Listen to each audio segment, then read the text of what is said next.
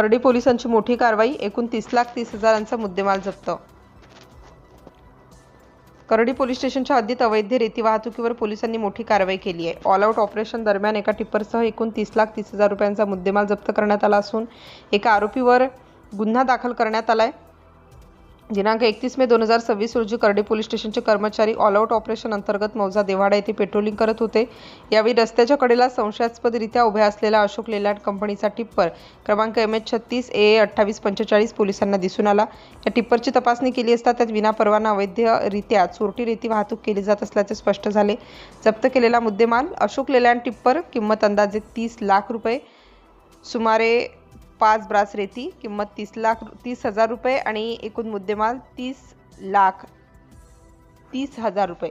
आरोपीवर गुन्हा दाखल। या प्रकरणी पोलिसांनी आरोपी चालक मालक कैलास हारगू निशाणे, वय 34 वर्ष, राहणार नवेगाव, तालुका तिरोडा, जिल्हा गोंदिया याच्यावर भारतीय न्याय संहिता कलम 303(2), महाराष्ट्र महसूल अधिनियम कलम 4748 आणि पर्यावरण संरक्षण अधिनियम 15 अन्वये गुन्हा दाखल करण्यात आला।